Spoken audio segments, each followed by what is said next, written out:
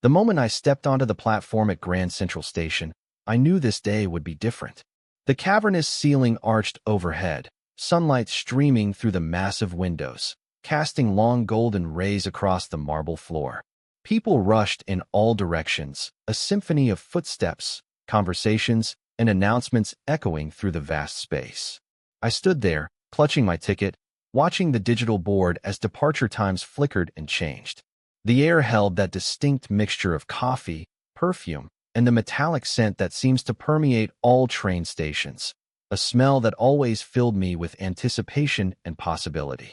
My name is Emma, and I'd always been the careful type, the kind who arrives 30 minutes early, triple checks directions, and has backup plans for my backup plans. My friends often teased me about my meticulous nature, but I found comfort in preparation. I was heading upstate to visit my cousin's new baby, a journey I'd mapped out the night before, studying the train schedule until I had memorized every transfer and arrival time. As I waited, I noticed him. Tall with dark, curly hair that fell slightly over his forehead, he was studying the departure board with intense concentration, his brow furrowed. There was something about the way he stood, confident yet slightly unsure, as if he was trying to project certainty while feeling anything but. He wore a navy blue sweater with the sleeves pushed up to his elbows, revealing forearms marked with what looked like ink stains. An artist, perhaps, or a writer. He caught me looking and smiled, a quick flash of warmth that made me glance away, pretending to be deeply interested in my phone. The announcement for my train came over the speakers, and I joined the stream of passengers moving toward the platform. I noticed he was walking in the same direction, still glancing occasionally at his ticket and then up at the platform numbers. We ended up boarding the same car, finding seats across from each other in the half-empty train. As the doors closed with a pneumatic hiss and the train lurched forward, I settled in, pulling out my book, a dog-eared copy of a mystery novel I'd been trying to finish for weeks. It wasn't until about 20 minutes into the journey, when the conductor came through checking tickets, that everything changed. The man across from me handed over his ticket, and I watched the conductor's face shift from routine politeness to confusion. "Sir, this train is headed to Poughkeepsie. Your ticket is for the Albany line." The man's face fell. "What? But the platform number." "They switched the platforms last minute due to a maintenance issue. There was an announcement." The conductor's voice held that particular blend of sympathy and impatience that comes from dealing with confused passengers all day. I felt a pang of sympathy as I watched his expression cycle through confusion, disbelief, and resignation. When the conductor moved on, he sat there staring out the window, running a hand through his hair in frustration. "I'm sorry about your train," I offered, surprising myself. I wasn't usually one to strike up conversations with strangers. He looked up, seeming grateful for the acknowledgement. "Thanks. I guess I should have paid more attention to the announcements instead of my podcast." His voice was warm, with a slight accent I couldn't quite place. "Where were you headed?" I asked. "Albany. I have a gallery opening there tonight." He extended his hand across the aisle. "I'm Daniel, by the way. Daniel Reyes." "Emma Carlyle," I replied, reaching to shake his hand. His grip was firm, his palms slightly rough, an artist's hands. "A gallery opening? Are you an artist?" He nodded, a hint of pride crossing his features. "Photographer, actually. First solo exhibition." Well, was supposed to be my first solo exhibition. Now I'm not sure I'll make it in time. As we talked, I learned that Daniel was a documentary photographer who focused on urban landscapes and the people who inhabited them. His exhibition was showcasing a series on changing neighborhoods in New York City, gentrification, displacement, and resilience. The passion in his voice as he described his work was captivating, his hands moving expressively as he spoke. "What about you?" he asked. "Where are you headed?" "Rhinebeck. My cousin just had a baby, and I'm going up to meet the little one and help out for a few days." The train slowed as we approached the first stop. Daniel looked out the window, sighing. I should probably get off here and figure out how to get to Albany. Something impulsive stirred in me, so unlike my usual careful nature. "Or," I suggested, "you could stay on until Poughkeepsie. There's an Albany connection from there.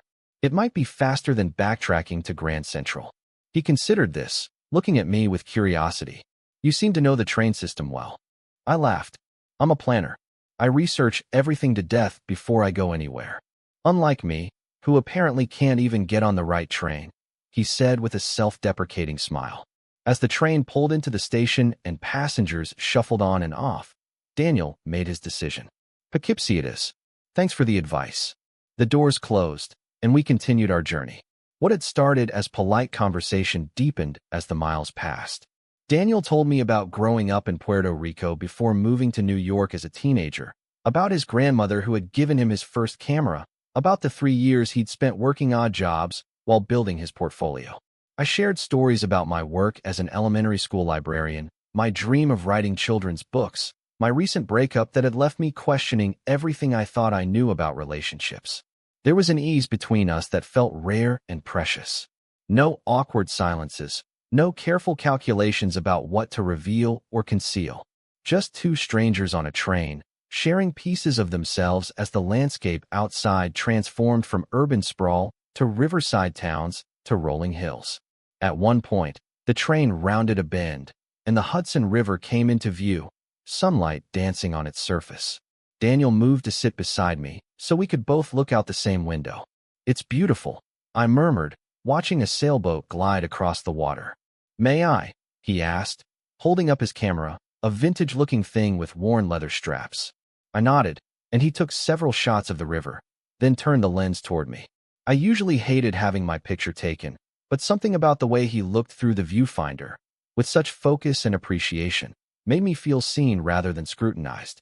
"The light is perfect on you," he said quietly, lowering the camera. Our eyes met, and for a moment, neither of us spoke. The train swayed, and his shoulder pressed against mine. Neither of us moved away. When we reached Poughkeepsie, we discovered that the connection to Albany wouldn't leave for another 2 hours due to delays further up the line. Daniel looked at his watch, calculating. "I'll miss the opening reception, but I could still make it for the main event," he said, more to himself than to me.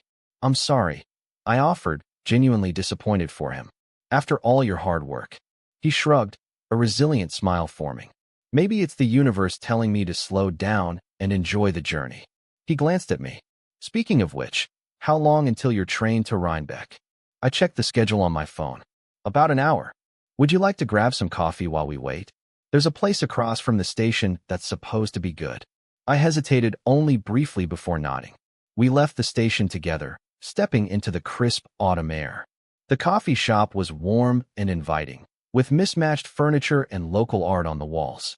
We found a table by the window, watching people pass by as we continued our conversation over steaming mugs. Daniel told me about his favorite photograph in the exhibition, an elderly woman sitting on the stoop of a brownstone, surrounded by moving boxes as luxury condos rose in the background. She'd lived there for 60 years, he explained. Raised 3 children, buried a husband, survived everything the city threw at her. And now she was being priced out of her own neighborhood. "Did you help her?" I asked. He looked surprised by the question. "I connected her with a housing advocacy group. They're fighting her eviction. But sometimes I wonder if I'm just documenting problems without actually solving them. But making people see is the first step to change, isn't it?" I countered. "Your photos make invisible people visible again." He studied me for a moment, then reached across the table and squeezed my hand briefly. "Thank you for that. Sometimes I need the reminder." When it was time for my train, Daniel insisted on walking me back to the station. As we approached the platform, I felt a strange reluctance to say goodbye. This connection, formed through a simple mistake, felt significant in a way I couldn't quite articulate. "This is me," I said, gesturing to the waiting train. Daniel looked at the train, then back at me. A decision seemed to form in his eyes. "Would it be completely crazy if I came with you to Rhinebeck? I could catch a later train to Albany." My heart skipped. "What about your exhibition? It runs for 3 weeks. Missing the first night isn't ideal, but—" He trailed off, then smiled. "I've never been to Rhinebeck." I should have said no. I should have been practical, reminded him of his responsibilities, protected myself from this wild deviation from my carefully planned life. Instead, I heard myself say, "I'd like that." We boarded together, finding seats side by side as the train pulled away from the station. As we left Poughkeepsie behind, Daniel reached over and took my hand. His palm was warm against mine, fingers intertwining naturally as if they belonged there. Neither of us acknowledged it verbally. It simply happened, This point of connection between us as the train carried us further from where we were supposed to be. Rhinebeck was a revelation. The small, picturesque town with its historic buildings and tree-lined streets seemed like the perfect backdrop for whatever was unfolding between us. We walked from the station into the village center, still hand in hand, stopping to admire shop windows and the autumn foliage that painted the town in shades of gold and crimson. "I should call my cousin," I said eventually, reluctantly pulling my hand from his to reach for my phone. "Let her know I'm bringing a friend." Daniel waited patiently as I made the call, explaining the situation to my cousin Jen, who sounded more amused than anything else. "She says it's fine," I told him after hanging up. "They live about a mile from here. We can walk if you don't mind." "Lead the way," he said, reaching for my hand again as naturally as breathing. The walk to Jen's house took us through residential neighborhoods with historic homes and gardens preparing for winter. We talked about everything and nothing: favorite books, childhood memories, dreams for the future. When we reached Jen's house, a charming Victorian with a wide porch and a garden full of late-blooming flowers, I felt a momentary panic. What was I doing, bringing a stranger I'd met on a train to meet my family? But Daniel sensed my hesitation and squeezed my hand. "I can find a cafe in town to hang out in if this is too weird," he offered. Before I could respond, the front door opened, and Jen appeared, baby Eliza cradled in her arms. "Emma, we were wondering when you'd get here." Her eyes moved to Daniel with undisguised curiosity. "Jen, this is Daniel." Daniel, my cousin Jen, and baby Eliza. To my relief, Daniel was charming and genuine with Jen and her husband Mark. He held baby Eliza with surprising confidence, making silly faces that earned him toothless smiles. Over dinner, he shared stories that had everyone laughing and asked thoughtful questions about their lives. By dessert, it felt as if he'd always been part of our circle. Later, as evening fell, Daniel checked train schedules on his phone. "Last train to Albany leaves in an hour," he said, looking up at me with something like regret in his eyes. "You could stay," Jen offered, exchanging a meaningful glance with Mark. "We have a guest room." Emma was going to take the sofa bed in the study, but I couldn't impose, Daniel started, but Mark cut him off. "Not an imposition. It's late, and you'd have to change trains twice to get to Albany now." Daniel looked at me, a question in his eyes that had nothing to do with sleeping arrangements. I gave a small nod, and he smiled. "Thank you. That's very kind." That night, after everyone had gone to bed, Daniel and I sat on the porch swing, wrapped in blankets against the autumn chill. The stars were brilliant above us, so much clearer here than in the city. Our conversation had slowed to comfortable silences interspersed with quiet observations. "I should be panicking right now," I admitted, watching my breath form clouds in the cool air. "This isn't me. Meeting someone on a train, bringing them home, feeling so comfortable. I'm the girl with color-coded planners and 5-year plans." Daniel's arm was around my shoulders, his warmth seeping through the blanket. "And I'm the guy who can't even get on the right train," he teased. Then, more seriously, "Maybe that's why this works. You plan, I improvise. Together we find the middle ground." "Is that what we're doing? Finding middle ground?" He turned slightly to face me, his expression thoughtful in the dim porch light. "I think we're finding something. I'm not sure what to call it yet, but it feels important." I nodded, understanding exactly what he meant. It does. When he kissed me, it felt both surprising and inevitable, like the natural conclusion to a story that had been unfolding since that first moment on the train. His lips were gentle, questioning, giving me every opportunity to pull away. Instead, I leaned in, my hand finding the back of his neck, drawing him closer. The next morning, I woke to the sound of baby Eliza's cries and the smell of coffee brewing. For a moment, I lay on the sofa bed, staring at the ceiling, wondering if yesterday had been some elaborate dream. Then I heard Daniel's laugh from the kitchen, followed by Jen's voice, and smiled. Not a dream after all. I found them in the kitchen, Daniel helping Mark make pancakes while Jen fed Eliza. The domesticity of the scene made my heart twist with unexpected longing. "Morning, sleepyhead," Daniel said, spotting me in the doorway. His smile was warm, a little shy, as if he too was navigating this new territory between us. After breakfast, Daniel called the gallery in Albany, explaining his situation. From his end of the conversation, it seemed they were understanding, if disappointed. When he hung up, He turned to me with a mixture of relief and regret. They've rescheduled the opening reception for tomorrow evening, he said. Which means, you need to get to Albany today. I finished for him. He nodded, then surprised me by asking, would you come with me? To the exhibition? I know you're here to see your family, but… Yes, I said before he could finish, earning a raised eyebrow and amused smile from Jen across the table. And so our journey continued. Another train, another destination neither of us had planned. Jen and Mark insisted they could manage without me for a day or two, practically pushing us out the door with knowing smiles and promises to keep the guest room ready for our return. On the train to Albany, Daniel kept my hand in his through every stop, every small town and river crossing. We talked about what would happen after Albany, after this unexpected detour in our lives. He lived in Brooklyn, I in Manhattan. Not so far, really. We exchanged numbers, social media accounts, email addresses, creating a web of connections to ensure this wouldn't end when we returned to our regular lives. The exhibition was beautiful, powerful black and white images that captured moments of human dignity amid urban change. I watched Daniel move through the gallery, speaking with patrons and critics, his passion evident in every gesture. Several times, he caught my eye across the room and smiled, as if making sure I was still there, still part of this moment with him. Later, in a small hotel room with a view of the Hudson, we lay facing each other, the moonlight casting shadows across the bed. Thank you, he whispered, tracing my cheekbone with his finger. For what? For getting on the wrong train with me.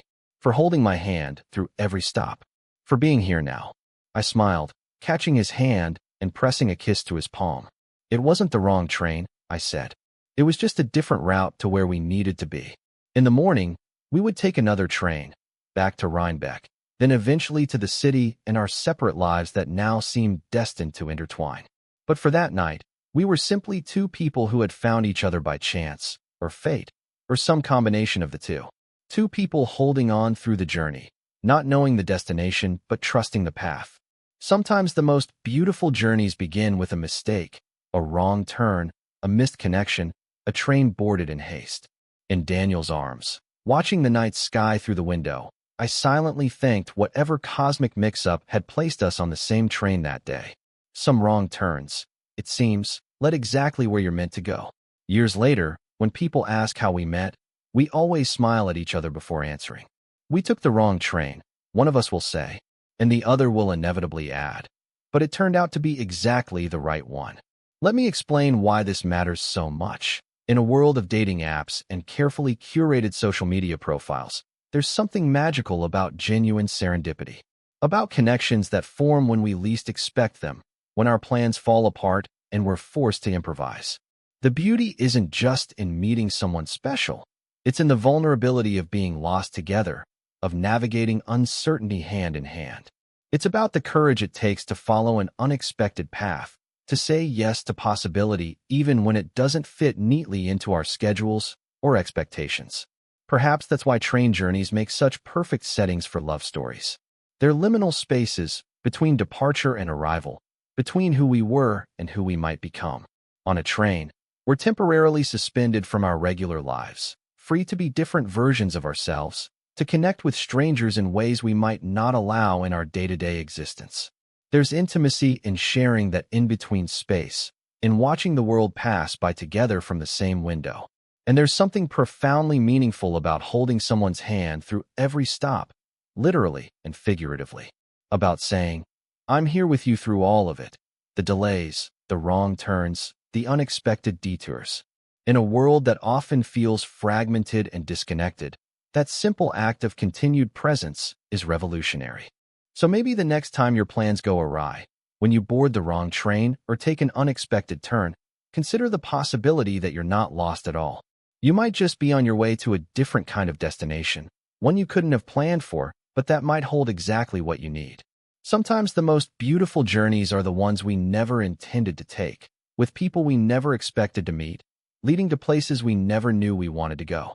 Total _char_count, 18,641.